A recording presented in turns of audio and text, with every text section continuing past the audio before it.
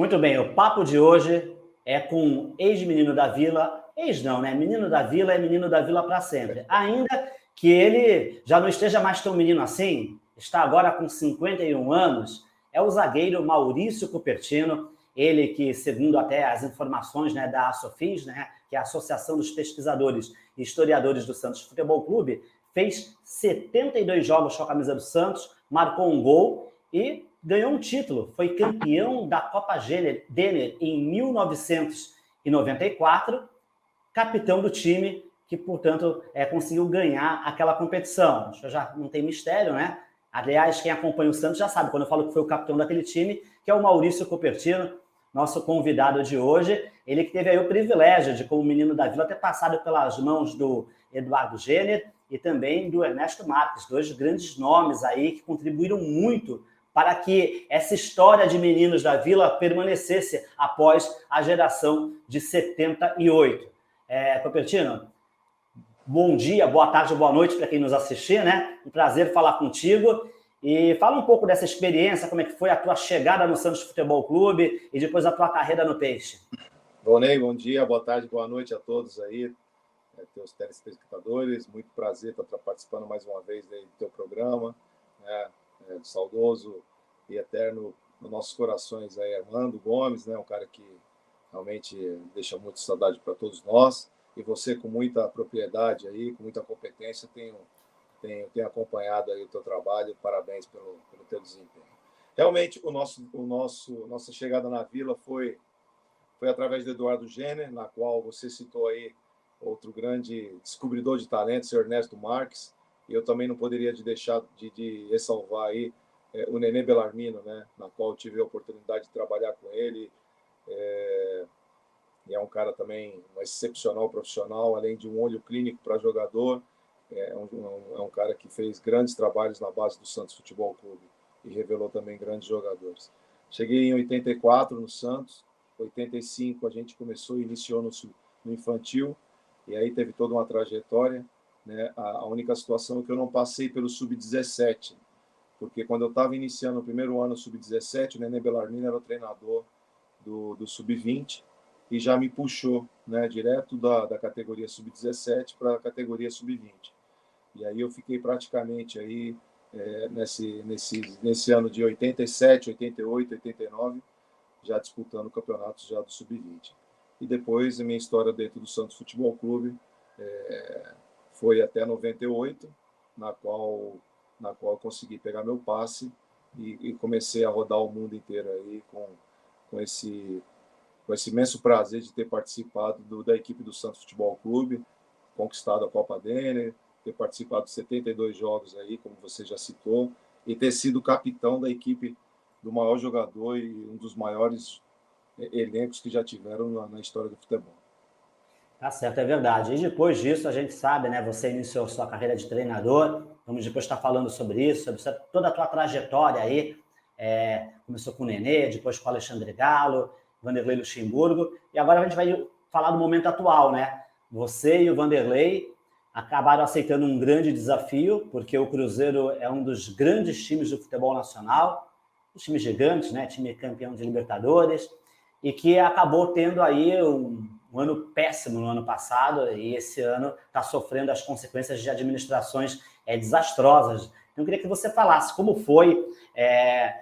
Claro, o resultado final para o torcedor do Cruzeiro não era o que se esperava, né? Vocês não ficaram na parte da tabela que o torcedor queria, que seria o acesso. O torcedor sempre quer título em primeira divisão, e na segunda divisão quer, no mínimo, o acesso. Isso não aconteceu. Eu queria que você falasse a situação que vocês pegaram no Cruzeiro, o que foi possível fazer, chegou até a se falar e correr risco de rebaixamento, que seria desastroso, né? Chegar para uma Série C. Fala um pouco, então, como é que foi esse momento e se vocês pensaram muito para ter que aceitar um desafio como esse. Ney, realmente foi um desafio gigante na nossa vida profissional. O Cruzeiro é uma equipe realmente de uma camisa pesadíssima, um grande clube com estrutura fantástica.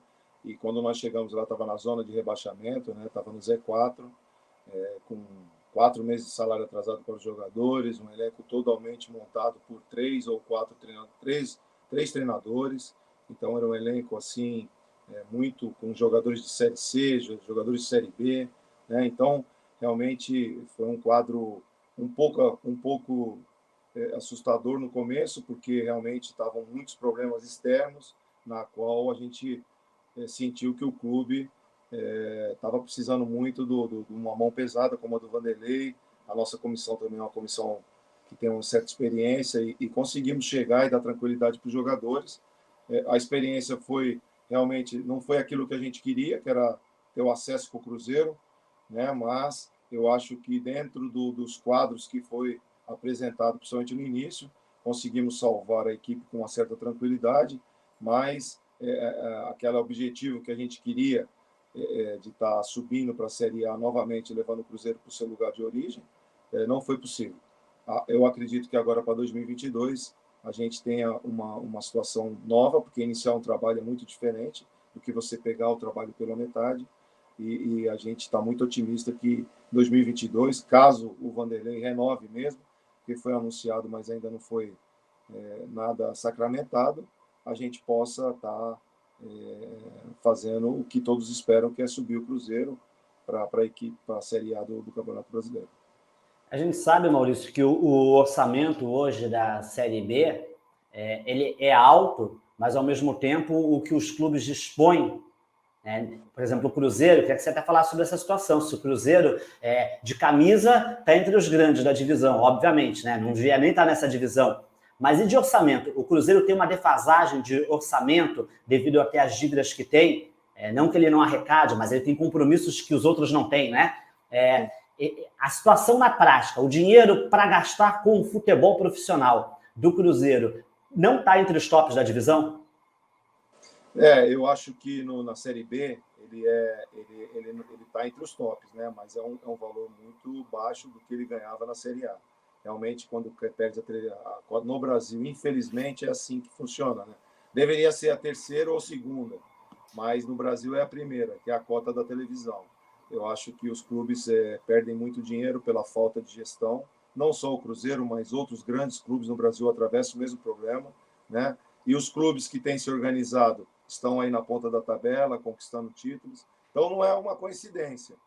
Não é uma coincidência. As equipes que no Brasil se organizarem, com certeza, essas equipes que têm torcida, como Santos, Cruzeiro, Flamengo, Corinthians, são fadados a subirem no posto, do mais alto posto, e competirem com as grandes equipes europeias. As que não se organizarem, fatalmente, esse negócio de a camisa ganhar jogo, hoje em dia, já não serve mais.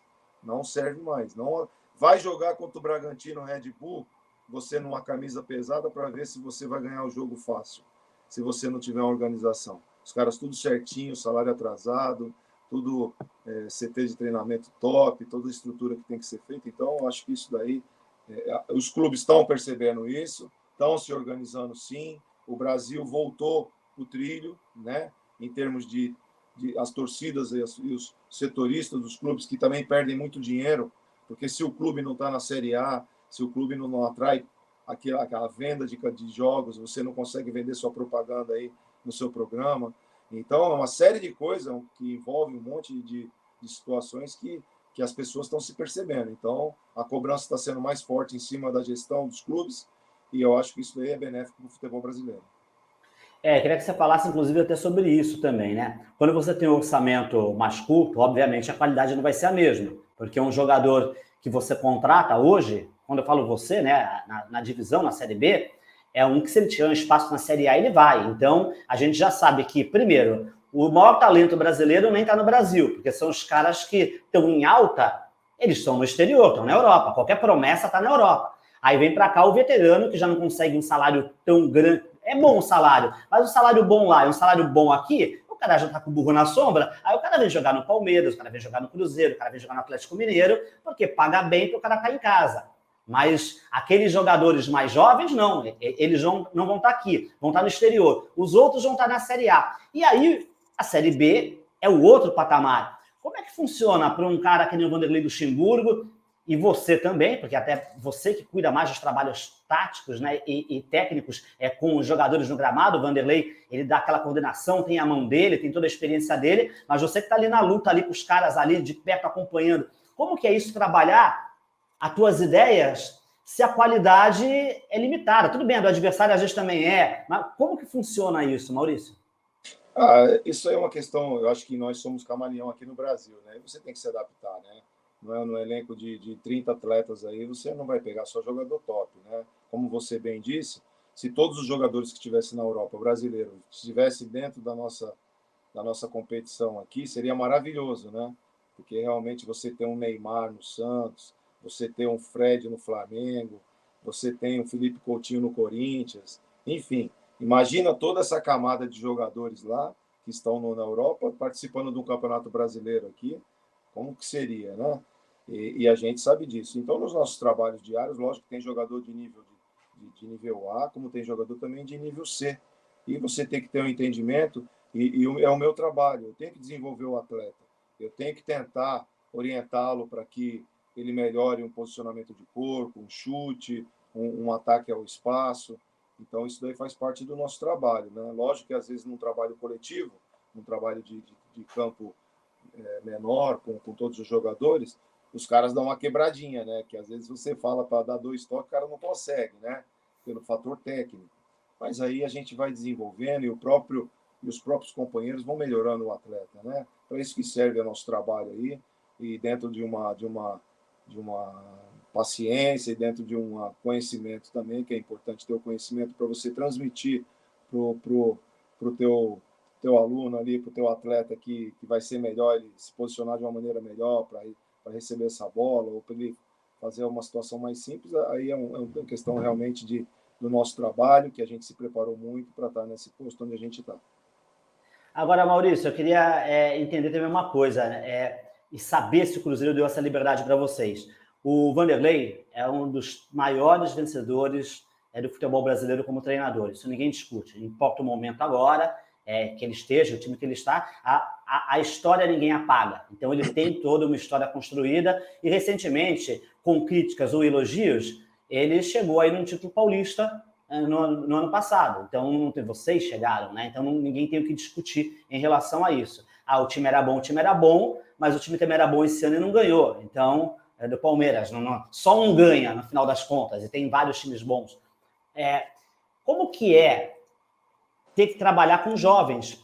E o trabalho da base do Cruzeiro tem que ser bem feito, porque se vocês não têm recursos para poder trazer grandes jogadores para o Cruzeiro, até pela divisão e pelo orçamento, vai ser fundamental que se produzam jogadores talentosos para que vocês possam aí aprimorar, lançar e não vão ajudar só tecnicamente, como vai ajudar o Cruzeiro financeiramente. O Cruzeiro volta a vender bons jogadores, volta a ter mais dinheiro. Vocês estão tendo participação, estão dando liberdade para vocês com relação aos profissionais de base, para vocês poderem estar ajudando com que essa base do Cruzeiro, que já revelou tanta gente, volte a ser muito forte e possa dar frutos para vocês? Isso é uma questão bem legal de você estar tocando, né? Porque eu, nessa minha parceria com o Vanderlei, desde 2019, trabalhando aqui no Brasil, né? Vasco, Palmeiras, respectivamente, e Vasco e agora Cruzeiro, a gente estava, outro dia nós estávamos levantando esses dados, né? No Vasco da Gama em 2019, nós revelamos 5 jogadores, né? Dentre eles o Thales Magno, que foi vendido esse ano por 10 milhões de euros, né? O Bruno Gomes, que é um volante que também já teve proposta agora de 3 ou 4 milhões de dólares para um time na Espanha. O Matheus Peck. Então, nós tivemos 5 jogadores lá que a gente conseguiu introduzir naquela equipe, naquele trabalho, que nós pegamos o Vasco em último lugar na competição. Aí depois fomos para o Palmeiras. Todos os jogadores que estão no Palmeiras agora, dentre eles o Danilo, que é o volante canhoto, foi eu que descobri ele no terceiro coletivo da sua sub-20. Aí eu trouxe ele para fazer um coletivo com a gente, o Vanderlei não deixou ele mais descer. Se a gente colocar o ativo que nós produzimos dentro do Palmeiras, quando nós chegamos em 2020, nós trouxemos o Gabriel Menino, o Patrick de Paula, o Danilo, o Yuri, que é um zagueiro, o Wesley. São 7 jogadores que nós trouxemos. Tem um ativo mais ou menos de mais de 120 milhões de dólares, esse do Palmeiras, né? E agora, de novo, a gente no Cruzeiro, Nós chegamos lá, tinham jogadores que estavam encostados, que eram jogadores oriundos do sub-20, com 20 anos, que não tinham mais idade de sub-20, que estavam encostados. Dentre eles o Thiago, o centroavante, o Nonoca, que é um volante, o Adriano, que é um segundo volante. E nós terminamos o campeonato com 7 jogadores do sub-20. Trouxemos o Vitor Leque e o Vitor Roque, um menino de 16 anos. Então, os nossos trabalhos têm demonstrado que nós estamos interagindo muito com a base dos clubes, porque no nosso entendimento, principalmente no Cruzeiro, o Cruzeiro tem um problema com o transfer ban, deve 14 milhões precisa depositar na FIFA e não tem condições de contratar, pelo menos não tinha, né? Agora eles estão resolvendo essa situação. Então nós tivemos que realmente puxar jogadores da base do Cruzeiro e deixamos também já um legado lá para o clube, principalmente o Thiago, que tem feito grandes jogos aí no final da Série B. Então, a nossa história dentro do Brasil aqui, eu e o Vanderlei, casou certinho, né? E o Vanderlei, ele sabe que eu já trabalhei nas seleções de base do Brasil, sabe que a gente tem e acompanha bastante jogos oriundos da base, e conhecemos bastante jogadores. Então, e o Vanderlei é um cara que tem isso nele, né? Ele bate o olho e sabe que o atleta realmente tem potencial. Então, isso aí tem sido bem bacana nos nossos trabalhos. Maurício, sem dúvida nenhuma, né? A base hoje ela é um tesouro aí para os clubes de futebol. E agora falando de Santos Futebol Clube, você foi para o Cruzeiro, mas até um pouco antes para o Cruzeiro surgiu aí uma possibilidade, quero saber se é verdade ou não, de você ter assumido o Sub-23 do Santos. Quero saber se isso é real, se não é, como é que foi, o que tem de verdade, como funcionou toda essa conversa entre você e o Santos? Ou não teve conversa? Sim.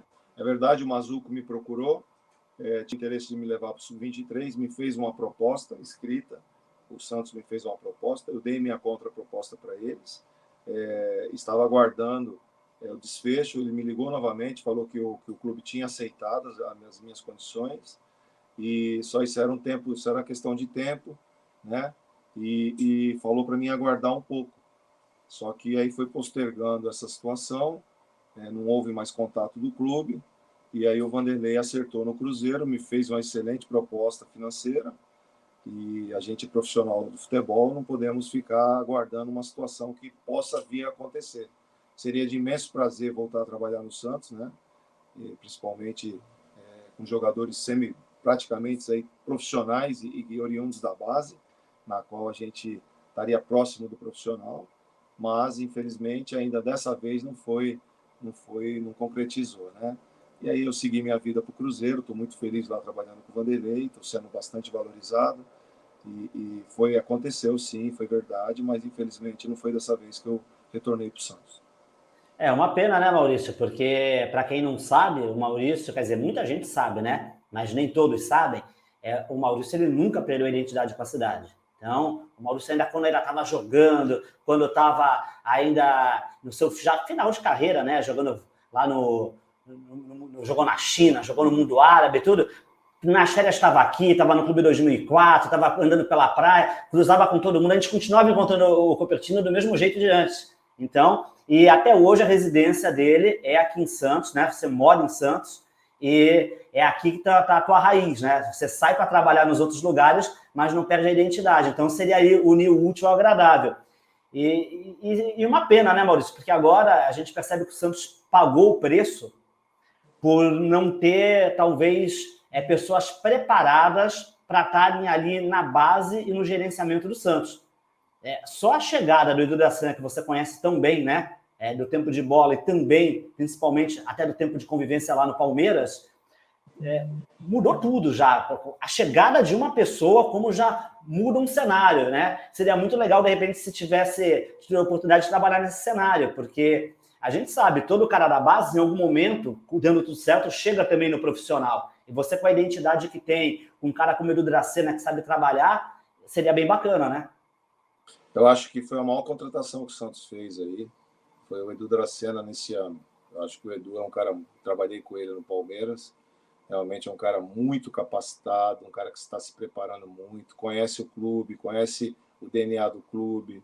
Tenho certeza que para o ano de 2022 ele vai realmente fazer coisas aí importantes para o clube, né? Um cara que Eu tô gostando muito dessa situação do ex-atleta tá virando executivo, sabe, Volney?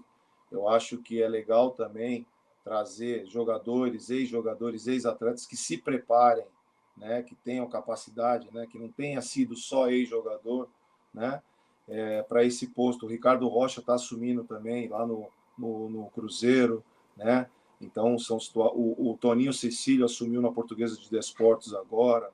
Então, a gente espera que os executivos do clube que estão assumindo os clubes hoje, o Souza, o meia, que jogou no Corinthians, parece que assumiu a presidência do América de Natal.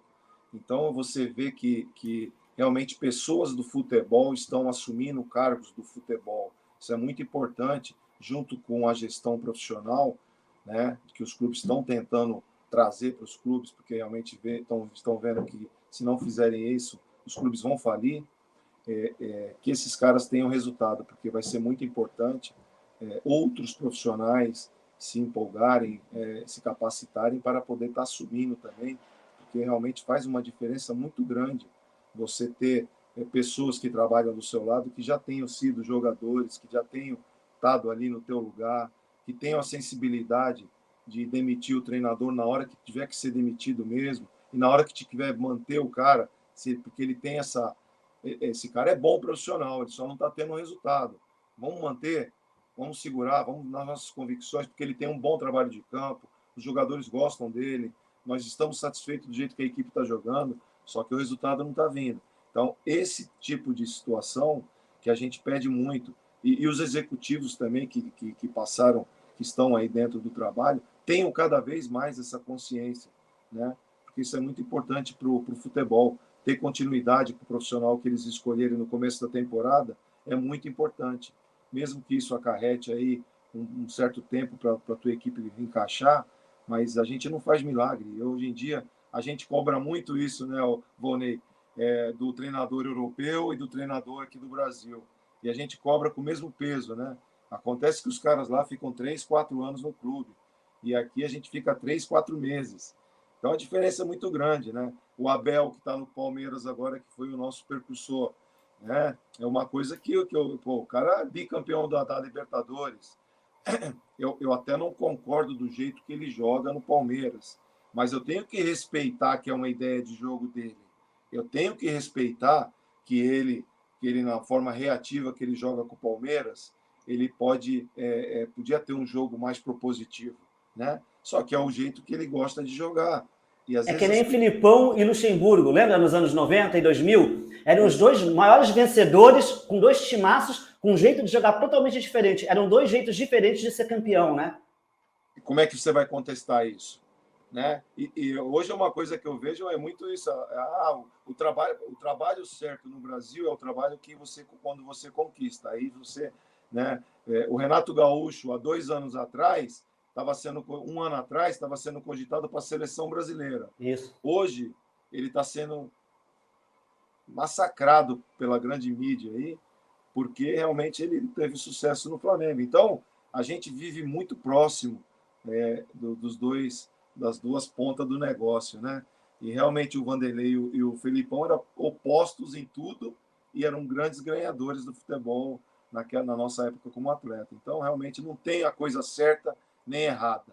Tem sim as convicções dos profissionais que estão envolvidos dentro do trabalho.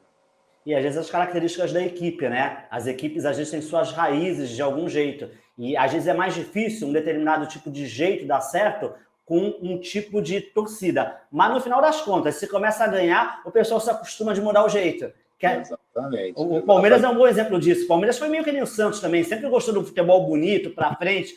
E agora tá vindo o resultado, o pessoal faz festa. Mas muita festa. Então, são coisas que a gente vai vendo, né? A gente vai trabalhando mais, vai ficando mais experiente, né? E a gente vai observando. Você vê no Palmeiras mesmo, né? Vou voltar para o Palmeiras porque eu estava conversando isso ontem e foi uma discussão bem gostosa aí com outro profissional aí, foi bem legal. O Luiz Adriano e o William são dois grandes jogadores. Eu tive a oportunidade de trabalhar com os dois, um centroavante, o Luiz Adriano, e o William, o Bigode. Só que no jogo do Abel, eles não encaixam. Por quê? O jogo do Abel, ele faz um jogo, ele traz a equipe para a linha média para poder achar o contra-ataque com jogadores rápidos. O Luiz e o William, quando eles vêm muito para a linha de atrás do meio-campo, eles não conseguem dar o tiro longo para chegar no gol. Eles não conseguem, eles não têm essa capacidade física.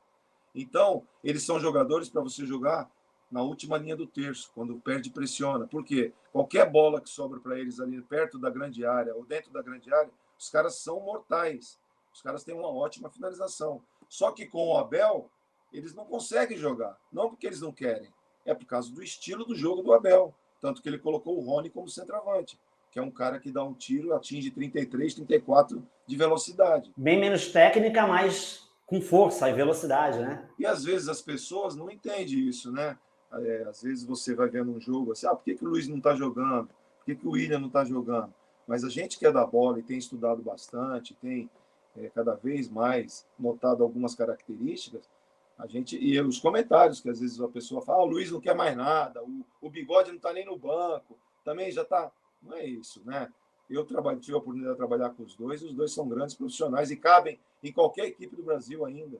Só que o jeito de jogar do Abel, para os dois atletas, vai ficar difícil deles jogarem. Bom, como você falou em qualquer clube do Brasil, o William está sendo especulado no Santos. E eu sei que você não deixa de acompanhar o Santos de jeito nenhum, né? Eu sei que do Santos você está sempre por dentro de tudo que acontece. Começa pelos amigos que você tem, né? Dentro do Santos, na cidade, é a tua cidade, é o teu time de coração, de formação, né? Queria que você falasse aí, seria uma boa o William Bigode para o time do Santos Futebol Clube? Antes de falar do William, realmente a pessoa física ainda é santista. Outro dia a gente estava indo para o jogo e eu estava vendo o jogo do Santos, né? E estava uns 3, 4 rodadas atrás, aí estava um sufoco danado, o negócio de cair lá para a zona do Z4, né? Pô, e nós estávamos jogando aqui, o Santos estava jogando aqui na Vila, né? E fez o gol, né? Pô, eu dei um grito dentro do ônibus, não aguentei, né? Foi engraçado, foi pessoa física, desculpa. E foi ganhou de 2-0. Foi bem legal, fiquei bem feliz. Realmente tenho um carinho especial pelo Santos. E eu acho que o William é um ótimo jogador para o Santos, cabe muito. O William é um excepcional profissional, um cara acima da média. A bola sobra para ele dentro da área, de 8 chutes ali dentro da área, ele faz 6, 7. Então, esquerda e direita. Então, tecnicamente, é um jogador ainda que tem muita serventia em qualquer lugar e não seria diferente aqui no Santos. E em cima disso aí, desse Santos aí, vamos agora falar do Santos, que você acompanha, o Carille, quando foi contratado, eu particularmente, pelas características, pelo que eu já tinha visto do trabalho do Carille, como é que eu vou dizer que um cara que tem em tão pouco tempo um título brasileiro e 3 paulistas, que o cara não é bom, não é isso. Eu achava que não seria o ideal para o Santos. Só que o Santos estava numa situação tão ruim que quando ele chegou, eu parei para analisar, já estava contratado mesmo, aí já é a realidade, você tem que trabalhar com a realidade, não com a especulação de nomes no mercado. Falei, olha, de repente, até falei nos comentários, para a realidade que o Santos tem hoje, de não cair para a segunda divisão, que passou a ser esse o objetivo, né, e não passar susto, de repente é um treinador que vai arrumar o time de trás para frente. Mas eu também parando para pensar, você é da bola, você está no mercado, pô, o Carille é um cara que, com certeza, se ele ficasse paradinho, voltou lá do mundo árabe, volta sempre com, digamos assim, abastecido financeiramente. Dá para segurar uns meses. Com o currículo dele, alguém vai gritar e o empresário coloca em algum time. Ou seja, ele escolheu vir ao Santos, porque o Santos estava na baixa. Muitos diriam não para o Santos. Eu estou dizendo muitos dias que estão em alta, né? Pô, era fácil dizer não para o Santos. Pô, agora não, estou chegando no Brasil, quero descansar, ficar com a família. Pô, é a primeira boa proposta, vai e fecha. Eu pensei, será que ele não vai querer algo diferente? Mostrar que ele é capaz de jogar de outra forma? E eu senti um sinal quando ele fez isso 2 vezes e não deu certo, porque acho que até a qualidade do elenco, às vezes, impede você fazer o que você quer. Ele tentou, contra o Juventude, no primeiro tempo, fazer isso. O Santos foi para cima do jeito que o Santista gosta, só que por erros individuais tomou 3. E ele fez isso contra o América Mineiro, na Vila Belmiro. Ele foi para cima do jeito que o Santista gosta, tudo legal, só que o time não tinha condição de fazer aquilo, porque lá atrás não dava para segurar. E não fez mais, não brincou mais disso. Me deixou assim, será que o Carille ano que vem não pode tentar ser o técnico diferente do que ele foi no Corinthians, até para mostrar que ele tem repertório? Sem dúvida nenhuma. Eu também acho que o Carille, junto com o Vanderlei, é o mesmo exemplo. Ele chegou no Santos com jogadores que que foram contratados por outros treinadores ou por outras equipes técnicas, e acabou tendo o mesmo problema, né? Tentou fazer o jogo ali como o Santos, o DNA do Santista gosta, que é um jogo ofensivo, um jogo de propor sempre a partida, de agredir o adversário no seu último terço, e realmente não deu muito certo nessas duas partidas. E aí a coisa começou a apertar, principalmente na questão de tabela, né, de pontuação, e ele voltou para o tradicional. Eu acho que o Carille sim tem repertório, sabe? Eu acho que se ele iniciar o trabalho aí, com certeza ele vai montar uma grande equipe no Santos, porque ele sabe das carências agora, já está aí praticamente 3 meses, e eu acho que esse tempo é suficiente para você conhecer as suas deficiências e potencializar aquilo que você tem de bom. E eu tenho certeza absoluta que se ele continuar junto com tudo que o Santos está fazendo e as mudanças que vem fazendo, a chegada do Edu, com certeza eles vão montar uma equipe mais qualificada em todos os setores e que realmente possa mudar a característica da equipe para um jogo mais ofensivo, como tem que ser. Agora, a gente sabe que o torcedor ele sempre quer título, né? O Santos está passando por esse sufoco agora de não cair. Mas quando chegar agora em janeiro, já vai pensando em ser campeão. O Brasil não caminha para uma realidade, aos poucos, tipo europeia? Porque antigamente, como existia uma responsabilidade fiscal bem menor e a punição não acontecia, então o Santos passou por transfer ban, o Cruzeiro passou por transfer ban, então não é mais permitido fazer as loucuras de antes. Obviamente, há 20, 15 anos, o Santos está numa draga dessa, no ano que vem, contratava, se endividava todo, trazia um monte de gente, era a resposta, o Santos ia ser um dos favoritos. Normalmente, os grandes que ficavam mal, no ano seguinte vinham mais fortes do que nunca, e a dívida arrebentava. Agora não. Eu acho que vai acontecer o que acontece na Europa. Os times que não têm tanto dinheiro vão acabar ficando fora, a não ser nas Copas, pela briga do título nacional. Vai ser que nem aconteceu esse ano. Porque não tem como competir hoje em dia com o dinheiro. Se derem para você e o Luxemburgo hoje, vocês vão disputar a Série A, vamos te dar aqui um time, aí, por exemplo, um time que nem o Santos. Como é que vocês vão brigar com um título no Brasileiro? Claro que o torcedor vai querer, né? Mas não tem como, né? Porque o elenco, os caras têm 2 times, não é um time, é um elenco, são 2 times bons para disputar tudo que tem. E mesmo assim o Abel se queixa, e com razão, que é desumano o calendário. Pensando até se continua aqui ou não, porque é puxado. E o Renato Gaúcho não conseguiu chegar na final da Copa do Brasil. É complicado. Realmente, isso que você falou, Vonei, é aquilo tudo que a gente já vem conversando, né? Para uma equipe, um exemplo, o Cruzeiro, para se reestruturar, ela vai ter que montar uma equipe hoje, né, com os olhos do Vanderlei, com os olhos do DNA do Cruzeiro, da torcida do Cruzeiro, e manter, e conseguir fazer esse trabalho durante o ano inteiro, ter o acesso para a Série A, e aí uma Série A já é totalmente diferente da Série B. Você já tem que partir desse princípio. Então, de repente, uma equipe que você sobe da Série B para a Série A, fatalmente você vai ter que reforçar, porque realmente o nível é totalmente diferente. No caso do Santos, vamos lá para o Santos.